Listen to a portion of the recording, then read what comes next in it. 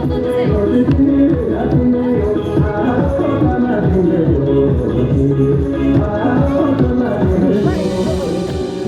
guys!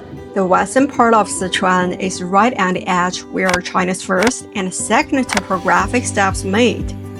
In just a few hundred kilometers, the elevation jumps from the Sichuan Basin, where it's only about 500 meters high, all the way up to the western Sichuan Plateau at 4,000 meters.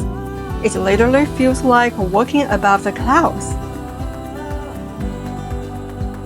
For this trip, we're first heading to Rangbhala County in northwest Sichuan. They call it the Holy Land in the Sky. The scenery here is incredibly beautiful, but super remote.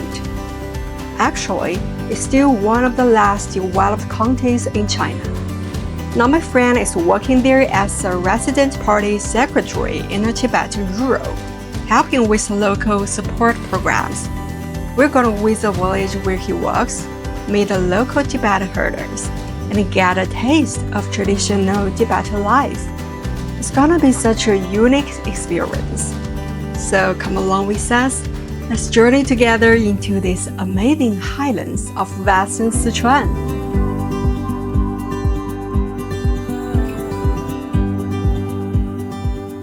We just flew from Tianjin to Mianyang, which is actually the second biggest city in Sichuan. As we were coming in through the clouds, the classic Sichuan Basin view came into sight. Rolling hills, scattered houses here and there, and downtown Mianyang along both sides of the Fujiang River. Here in Mianyang, we are picking up a rental car to start our road trip to Rangbhala, up in western Sichuan. Our friend told us that basic supplies can be pretty expensive and hard to get for the local Tibetan families and herders out there.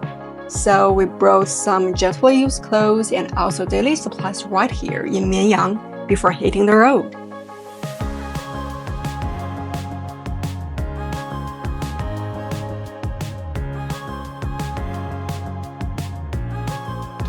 So now we are in Sichuan Province, and this time we are going to the West Sichuan. So that's why we rent such a really big off-road vehicle, and the brand of it is Tank 300. Cause this time the road we're gonna to take will be really rough. So I think it will be really safe to have this kind of off-road vehicle. So this time our trip is to the West Sichuan, and what's the most important part is that we're gonna to meet some new friends. They are the herdsmen from the Tibetan area.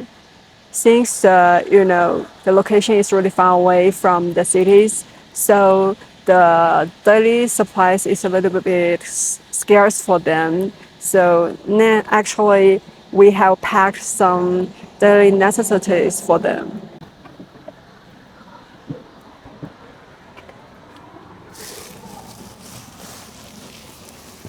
There's some clothes. They're from my family members. 这是厚的衣服，还有一些夏天的衣服。Yeah, and this is for sleep. 每个季节都有。然后还有。Oh, and there's a hat. Really, 对。warm. 雷锋帽。I think it's really warm. 对，还是全新的。Yeah. 然后这个是菜籽油，还有一些水果，还有面粉，这些东西在他们当地买的话会很贵，所以说我们从外面带了一些给他们。然后还有一些天津的特产啊。希望他们会喜欢吧。Yeah, so we hope they can bring some warmth for them and to express our sincere care. So yeah, now we're going to hit the road and we're going to show you what we get into.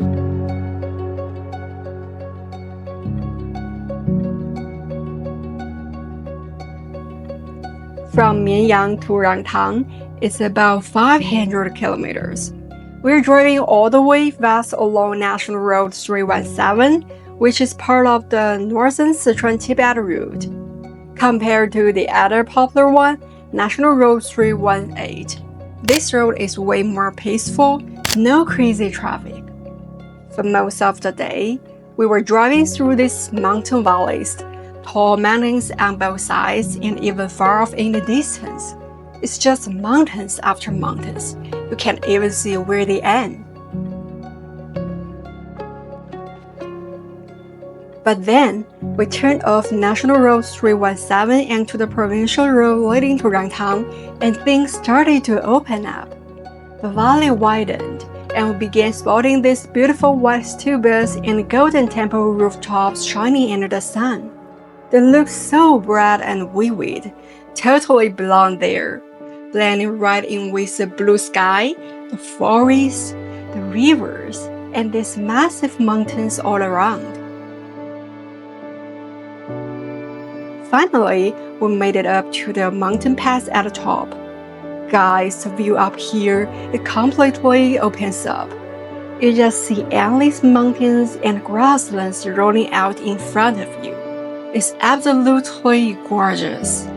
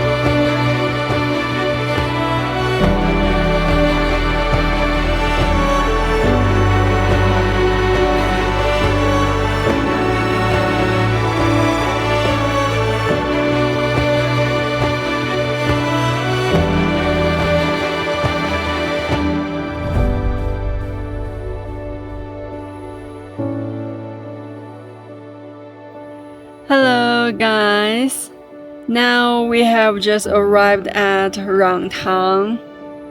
The altitude here is around 3,800 meters, so I can already feel a little bit oxygen shortage, and my breathing is a little bit, difficult.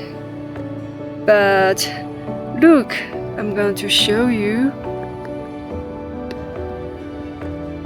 Wow, there are grasslands, blue skies, and white clouds here.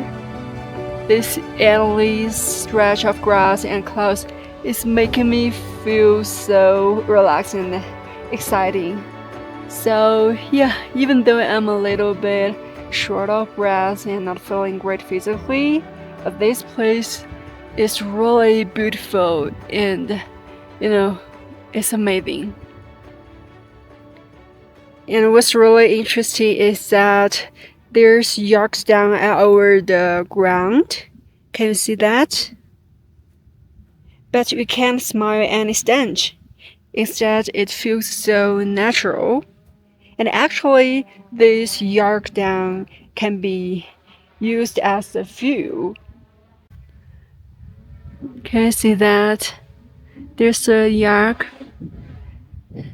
It's just staring at me.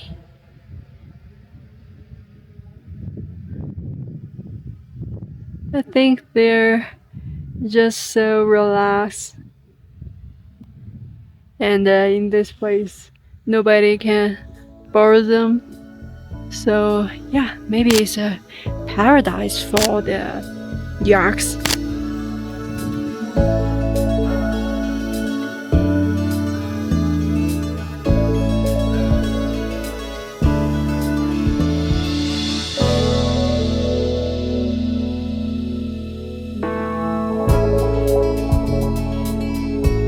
Rangbhala is tucked right at the border of Sichuan Province and Qinghai Province. Here you can see these huge wide open grasslands. but the town itself is actually built in this narrow valley. Our friend Yu told us they chose this spot over the broader plains because it's closer to the national highway. It's way more convenient for transportation, and that probably helps the local economy a lot. The town basically has 3 main streets, lined with hotels, restaurants, supply stores, pretty much everything aimed at travelers.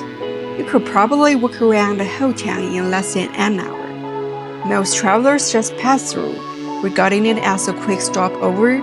They roll in, rest up, and head out again just as fast. When night falls and all the lights turn out, and houses stuck up on the hillsides along the river almost give me Chongqing's Hongyadong vibes. And right in the center of town, there's a square where locals gather and dance a guozhuang. It's this traditional Tibetan circle dance.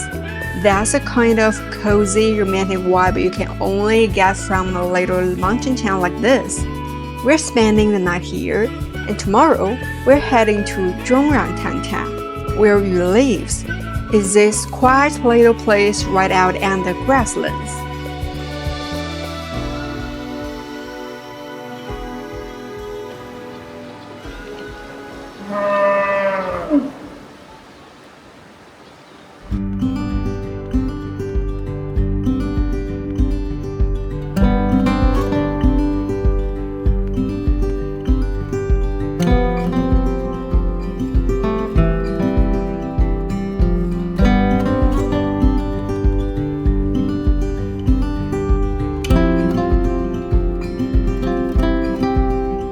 So the sun hadn't even fully risen over Zhongrangtang town yet. We quietly made our way into this little place that was still pretty much asleep. This town is wrapped up in this soft, gentle grasslands. Compared to Rangbhala County town, it's way more spacious and obviously feels bigger. In Tibetan Buddhism, this place is actually known as the land of the yellow wax god, like where the god of prosperity is supposed to live.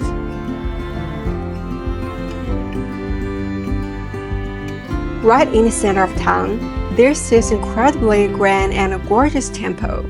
It's a really important monastery for the Joining School, a branch of Tibetan Buddhism. We could already see the monks getting ready for their morning rituals, artisans carefully painting the temple windows stroke by stroke, and local herders casually taking their yaks for a walk along the street. Just another calm, peaceful day in this little town has started out.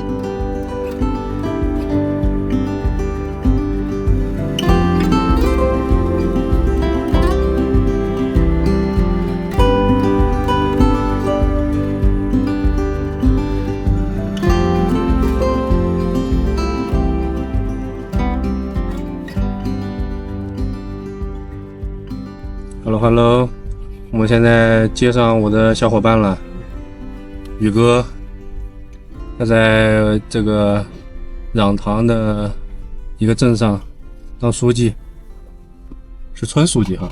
对，驻村第一书记，支援藏区的这种书记。他的主业不是这个，主业是老师。我们现在准备去海之山是吧？嗯，对。在那个多少海拔？4000多。在这个上塘乡的一个长农村，然后海拔有4480多。高山的一个湖泊，在那儿今天天气也很不错，那个海子应该是蓝色的。我们现在是去看田哈。对，看我们村上的一个产业蔬菜大棚。这个是从18年开始就四川省科技厅在这帮扶的时候他们建的，后面就由我们来管理。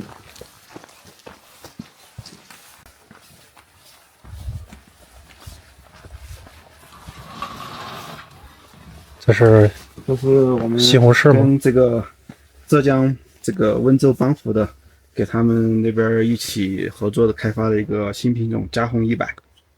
然后差不多可以长到这个拳头这么大小。然后在商超就是6块钱一个，我们买的价格。这么贵？因为这边是昼夜温差大，所以这个番茄它的这个甜度很甜。对。哎，那种水果吗？水果之前种过哈密瓜，但是这边这个土地的原因，土质不行，它酸碱性更适合种这个番茄。番茄之前还种过这个圣女果，都是口感比较好的。它种出来一个是脆，还有一个就是甜度很高。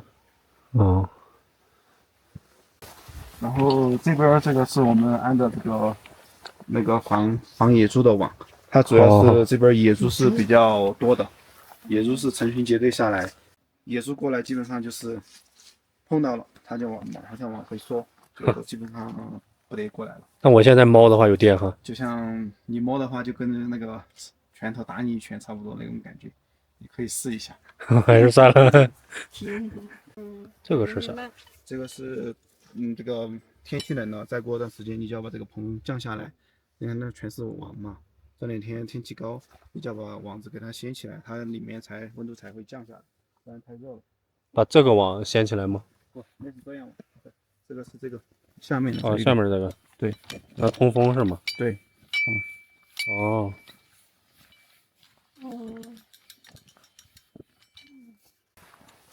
这边种的就是我们种的，他们这边喊的一个红萝卜，然后看着这段时间刚下苗没多久，长得就比较慢。现在我们主要种的还是就这些番茄，主要是种番茄，因为那些基本上就是用作自己吃嘛。番茄还是主要的，因为这个番茄收成是最好的，价格也比较好，也好运输。哎，那我们比如说在外地能买到你们这儿这种番茄吗？这个一般都是定向的，就是帮扶单位就采购了，或者是县上或者是州上的帮扶单位就采完了。像那种扶贫的产品是吧？都是消费帮扶产品。挺好的。玉哥，你觉得这2年就你在这边驻村这2年这边的变化有哪些？第一个是我们这边是交通部在帮扶，你们过来看得到这个路基本上全都是柏油路了嘛，是吧？这是第一个。第二个就是这边属于是一个4A 级景区嘛，中安堂镇作为4A 级景区，然后现在的配套建设就是酒店越来越多了，这种高房子越多了。我刚来的时候基本上都是这种石头房子嘛，现在基本都是这种高层房子，还是蛮多的了。原来都是像那种房子哈？对，石房子嘛，现在好多都往下来占下来修房子了。然后 We were driving right past the village where we was helping out boys. We decided to drop by one of the Tibetan families and his area, just to see what his daily work is really like. 这个算他们的稍微中等的。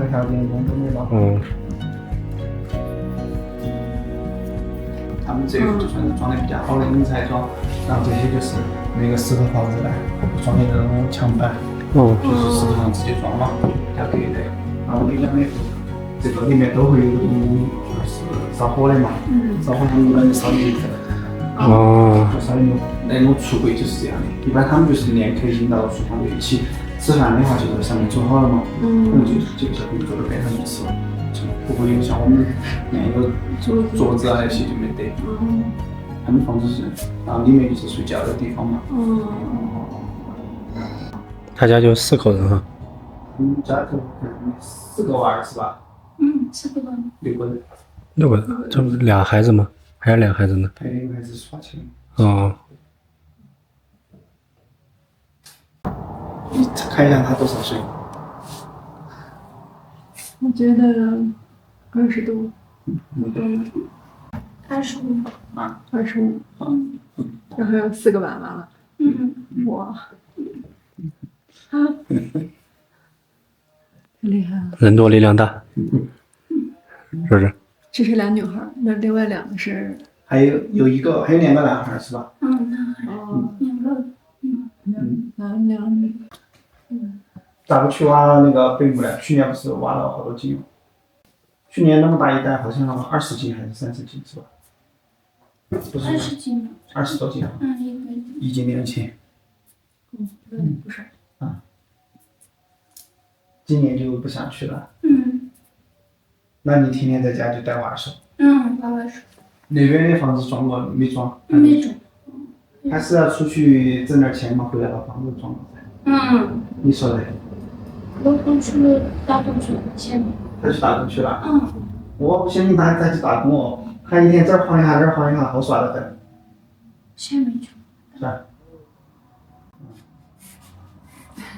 嘿嘿。你小傻子。你也想打工吗？跟爸爸打工去。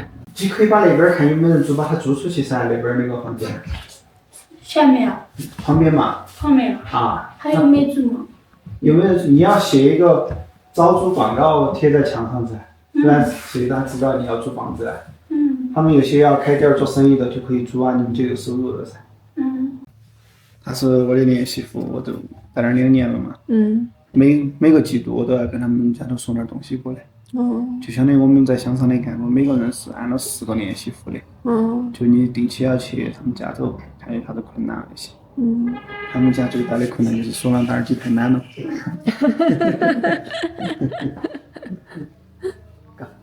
是不是？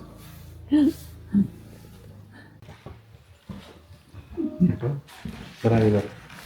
他们没人给。给你们放这儿，你们分啊。谢谢。说谢谢。喝茶吗？坐一下。谢谢。茶就不喝了。不喝了。啊，坐一下，看有没有啥想问的，想了解的嘛，你们。哎呦，好高兴。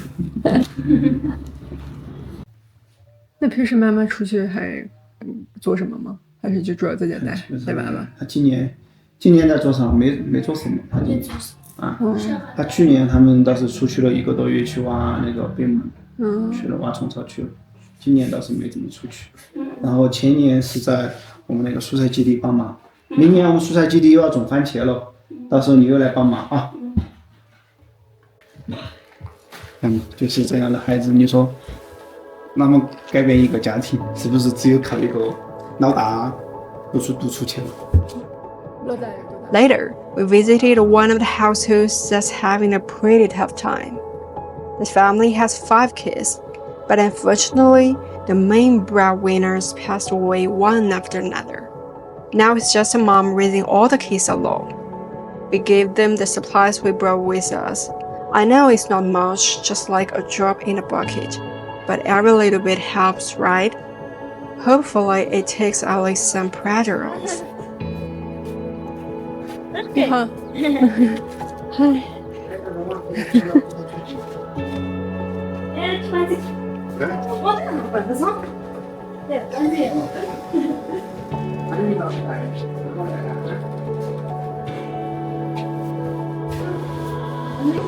那个傻子，你过来好吧？这个是有2袋面粉，还有个清油。这个是我在成都的那个小伙伴，他们给你买的衣服。从外面带的。这个是衣服。坐会儿嘛，茶就不倒了啊。茶不喝了，你跟他们说不用弄茶了啊。我们坐一下就是了，茶就不弄了。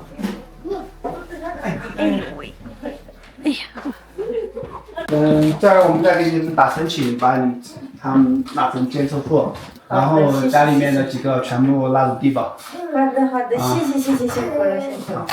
就只有这个办法了嘛。好的，谢谢。其他后面有啥办法我们再想吧。好的，麻烦你们了哈。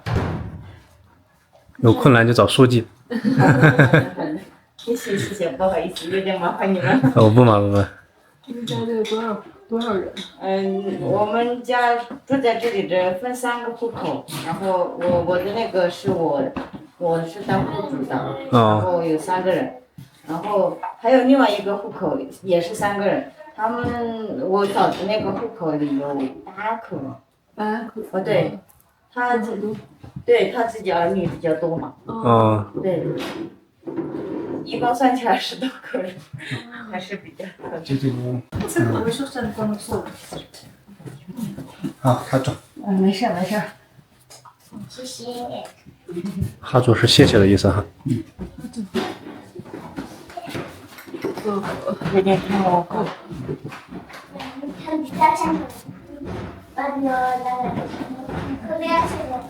哈主。谢谢。应该谢谢你们。你也坐吧，你也坐吧。站着怪累的。小孩带得过来吗？还可以，他们比较听话。啊，都是女孩吗？对，就是小，只有一个男孩子，现在家里。啊。那您？他还有一个17岁的，然后今年刚去世。包蛋不要吃的了，才吃了饭。你的汉语是在学校里学的吗？我是今年就是去年刚大学毕业，然后本来是在成都那边工作，然后就家里发生这种事情，然后就回来。那你上大学后面还会出去工作吗？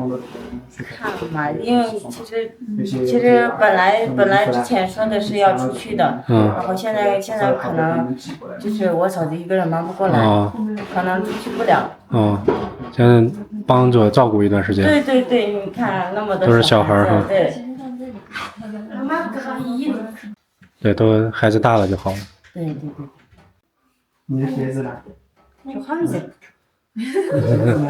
他在牧场上待久了，就不太喜欢穿鞋子。他们还去放牧是吗？之前是在牧场上的。你进来噻。那咱家后面还会养牛吗？看嘛，因为现在确实经济他那天我来跟他说了嘛，这儿有一个3000块钱的那个，就是那个科农局给的帮扶资金，一个是种田，一个是养牛，看你选哪一种。养牛的话，可能就是到时候就这3000块钱，看能买1头还是2头，是牛崽子，就你们有自己养。如果种田的话，就是说你肯定种什么经济作物，种好了，到时候以补贴的形式把这个钱给你们。反正他那儿有一个公益性岗位，到时候我们看能不能包在那儿再给他弄个公益性岗位。谢谢。感谢。反正我们尽量嘛。好的，谢谢辛苦你们了，太麻烦你们了。这些都是反正帮扶政策一点一点的来嘛。好的。谢谢辛苦你们了。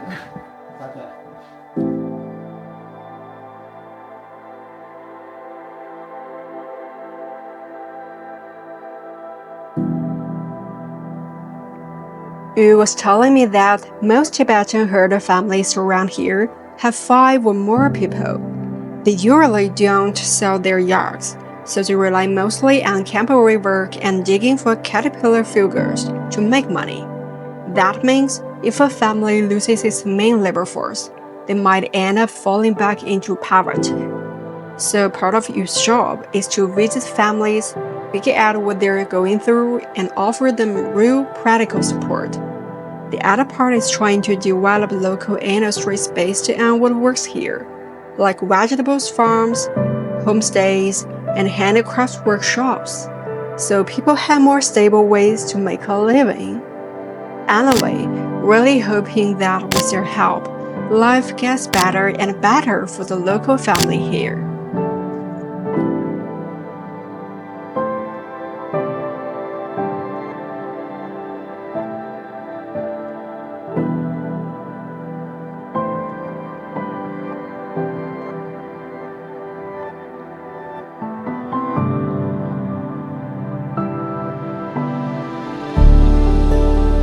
After visiting the Tibetan family, we kept heading up along the mountain road. We're getting pretty close to the summer pastures where the local herders stay, and you can already see yaks just chilling and grazing on the grassy slopes. Some traditional tents scattered around. Up here, a lot of families still live the way they always have, moving with water and grass. Life up in the mountains is a lot tougher though. Supplies are super limited. The weather can get pretty harsh, and let's be real, there's not much to do out here. So people live really simple, really grounded lives. It's humble, but honestly, pretty inspiring. 小牦牛，你好。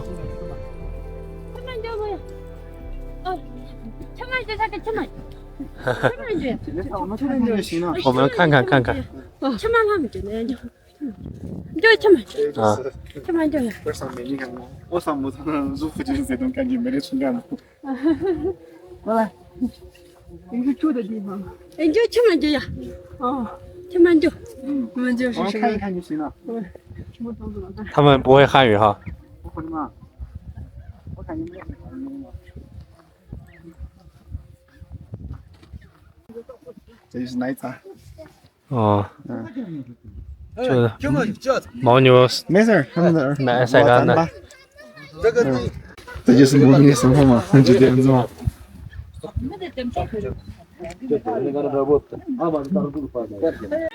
像你们在这儿放牧一般会放多久呢？不用3个月吧，应该。就一直关渡那边。就在这儿待着。对。哦，准备要搬家了，明天。明天搬家了。啊，他们。这的。家不错的。这块是冬牧场是夏牧场？夏牧场。夏牧场啊，对。嗯，冬牧场往哪边搬呢？在那边。往上面了。长湖村吧，应该是。哦，长湖村。啊，这上面对。哦。像你们的牛就在这附近放牧是吗？哦，对他们，你在这边吧。那不是长吗？差不多了嘛，我们马上就回来。慢慢。哎，你怎么跑了？慢慢。慢慢。慢慢。慢慢。你害怕是吗？跑了。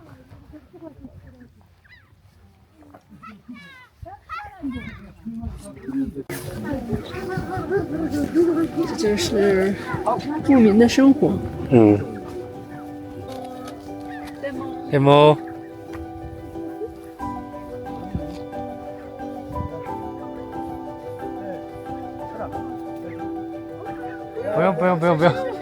不用，谢谢。我们有吃的，不用，真不用。拜拜。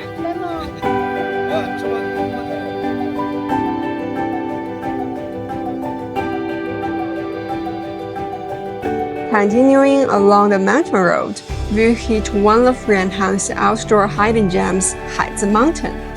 There are a bunch of plateau lakes perched near the mountain top.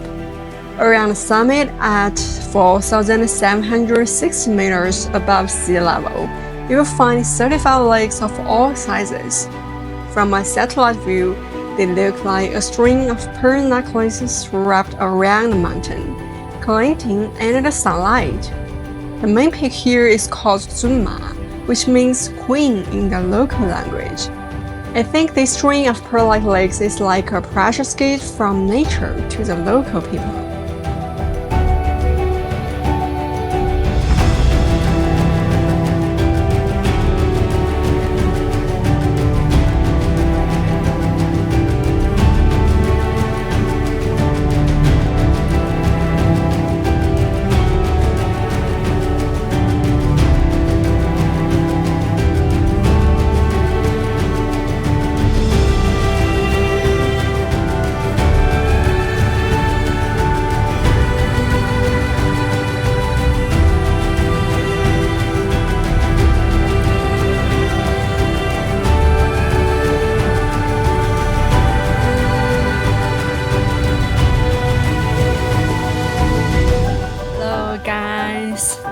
Now we finally arrived at Haizishan.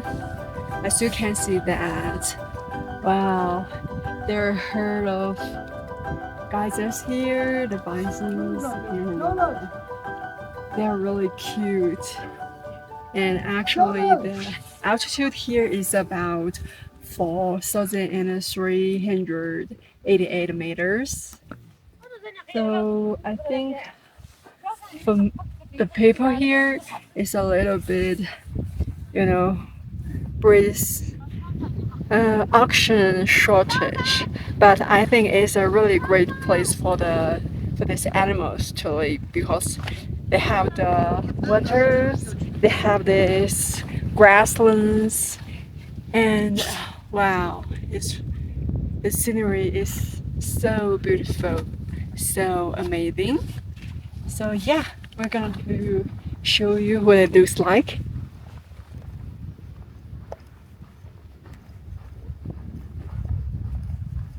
现在是夏天，这些牛都被赶到这附近来放牧，有水源，还有青草，感觉他们在这边过的生活应该很滋润哈。有吃的，有喝的。对啊，还有美景，也不热。是。发现了一只特别奇怪的牦牛，它的牛角是朝下的，有点像羊的角，不知道它会不会撞我？哎呦哎呦！我侵入了它的领地了，赶紧跑！拜拜！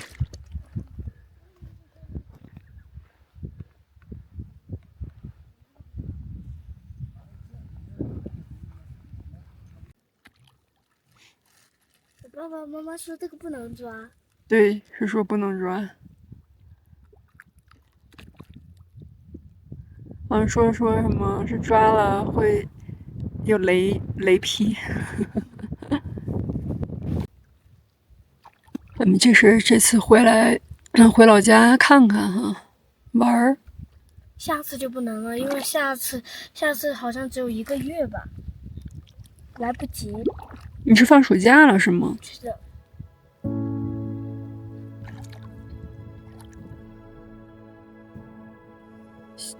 This place is undeveloped, like not a tourist spot at all. Most of the people you see around here are Tibetan herders, grazing their yaks, or just some local visitors camping and soaking up the nature. You look over at the hills in the distance, and there are yaks just kind of scattered around, munching on grass. Prayer flags fluttering slowly in the breeze. It's so peaceful. We found a big rock right by the lake and sat down with you. He started telling me all his stories from the past 2 years working as a village-based secretary. Just real, down-to-earth stuff. What his day-to-day is like, the people he's met. 增加了我们这个帮扶的负担，因为现在这个对他们的帮扶，就让他们人均至少达到1万的1年的年均收入。这个对于如果是家里面劳动力比较多的，是一个还比较简单，但对于这种单亲家庭，乃至于这个孩子比较多的，或者父母有残疾的这种，就是一个比较大的问题了。我们这个村上单亲家庭还是比较多，对于那种单亲妈妈，一个妈妈带了4、5个、5、6个孩子，这个生活就是一个很大的问题。如果只解决吃穿这些倒是简单，但是这些孩子你到了年龄要读书，然后怎么让他们从这一代就慢慢改变，乃至于以后就不再受这个苦，这个就是一个很具体的问题。后来我们这个就成立了一个这个叫做云端缝纫合作社，想的就是把这些单亲妈妈或者是就村上的这些在家里面外出不方便的这些妇女，就叫过来做这个缝纫，做这些服装。第二个呢，就是我们村上一些产业，比如说我们这个蔬菜种子基地，这些种子基地嘛，种出来的菜都是绿色的，然后我们就聘请专业的这些村民嘛，学技术来学着种这些蔬菜。就是从宇哥就是这2年的一个在这边的这种帮扶的过程中，你觉得对你来说最难忘的一个故事，或者是对你来说最难忘的一段经历是什么呢？最难忘的主要就是这个去年的时候，去年就下大雪嘛，那个12月底，这个雪一下，基本上很多村民就到我办公室来，就跟我说这个牛死的比较多。你想嘛，他这个牛下雪天，你现在大圈的话，这些都来不及了。后面就通过我们这边积极的去给那个就是农牧还有这个保险那边对接，还有以及我们单位的帮扶嘛。当时通过我自己这边也去跟他们争取，就拉了2车，就是那种拖挂车的2车牧草就发给他们，就从这个牧草发了，这个牛的死亡率就大大减小了。这个还是一个很难忘的，相当于也就拯救了很多个家庭，他们的一个这个怎么说呢，也算是一个经营的收入吧。在这边怎么说呢，干了2年，就比较高兴的事情就是说，你真正靠自己的能力，或者是通过你自己的努力，你去帮某户村民，确实帮他解决了生活中的困难，那种是一种成就感，那种是真的开心很快乐。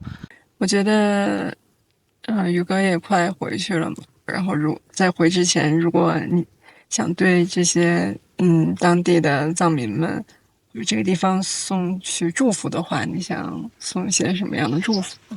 祝福的话，第一个就是针对我们这边的一个青年人嘛，就相当于这个在读书的，希望他们就是好好读书。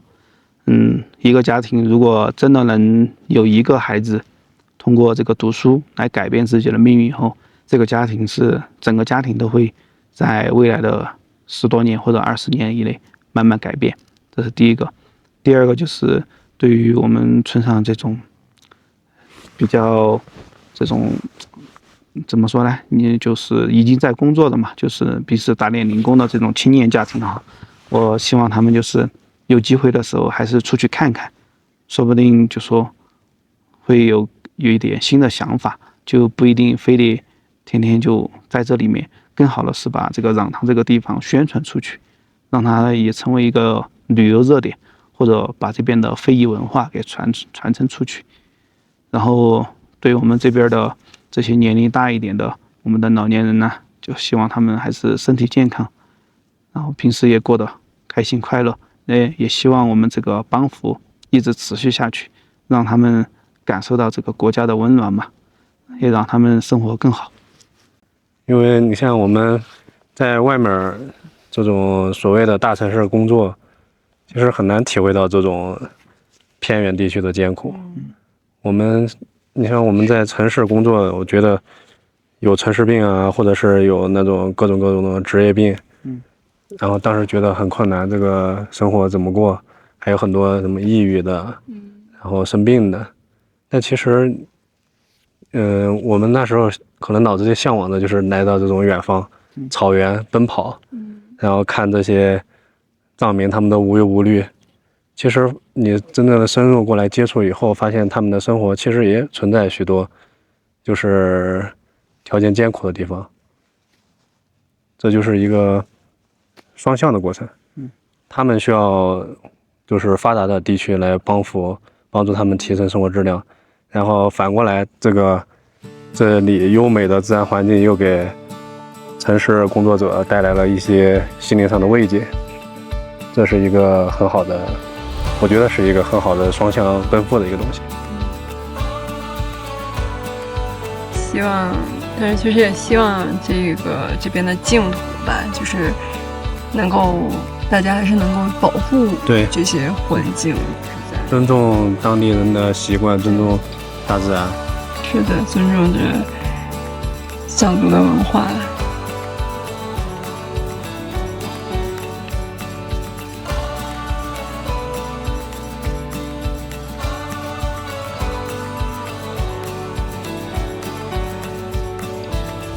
While we have been in Rangbhala, hit the jackpot with the tummy. It's the annual Rangbhala festival.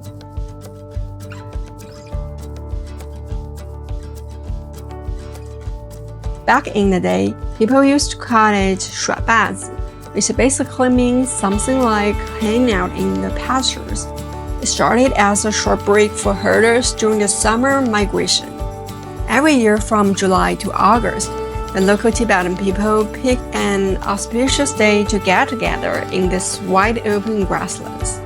They set up tents, open a little market, and just have the best time: horse racing, traditional Tibetan opera performances, singing, dancing, and of course, everyone shared food and drinks like one big family.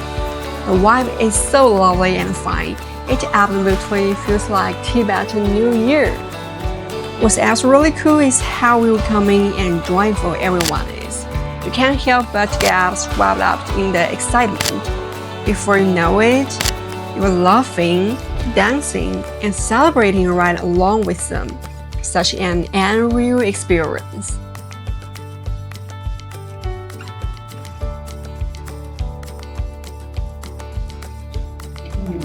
来打个招呼。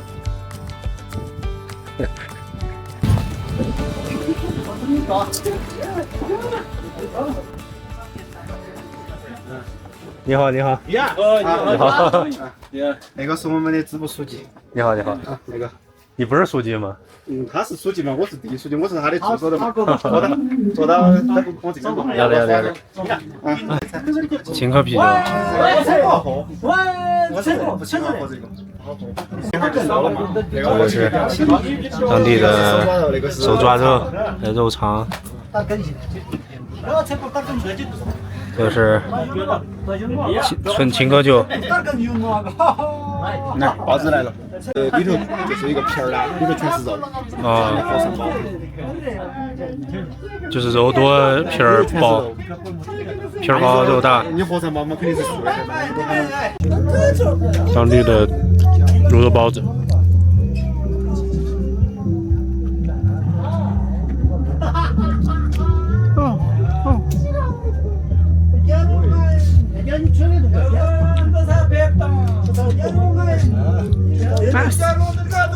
啥？80，它肉好多。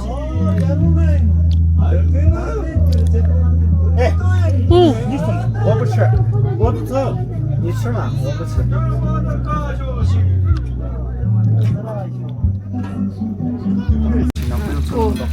啊，擦一下味道。这是熟的了，就热一下就行了哈。热一下就。他们这边基本上屋头都是吃这些，基本上不吃米。这是啥肉呀？牛肉，牦牛肉吗？就是。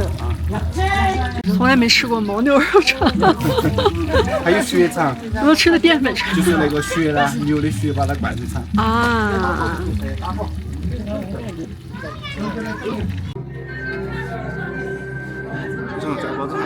你这哪是来支援啊？你就是来，我是来耍的嘛。对，你是来享受的。好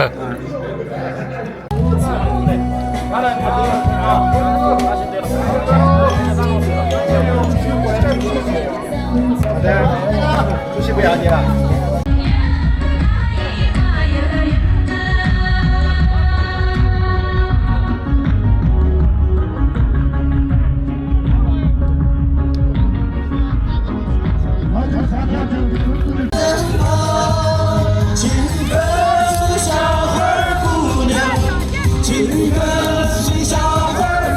It's early evening, still kind of light out, but everyone's already lit a bonfire and gathered around, drinking and singing.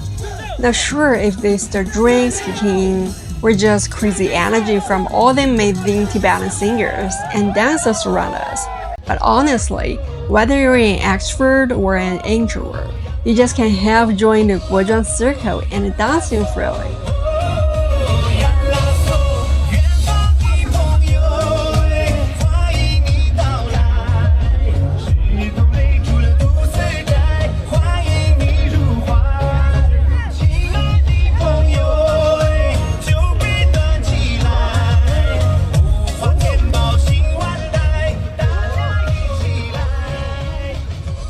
From Tianjin to Rangbhala, we camped for more than just a few thousand kilometers.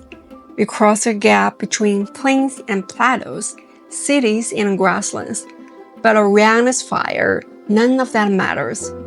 Different languages mix into laughter. Han Chinese support and Tibetan residents come together as one. And everyone's just genuinely happy to see this place getting better. That hot batter tea heard handed me, all the effort the village secretaries put in, running around till their legs almost gave out, and all massed into this moment, right there, dancing the same dance under the same sky. That right there is a real beauty of Rangbhala.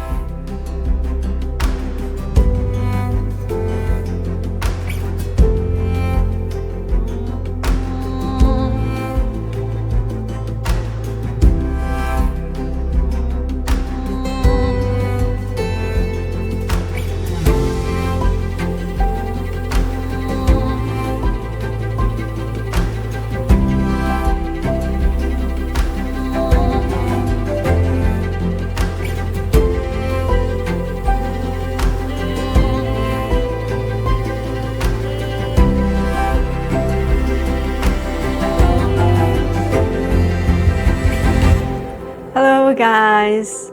Actually, we have bought some gifts for the Tibetan kids. Now let us show you what they are. This is a world map. Look!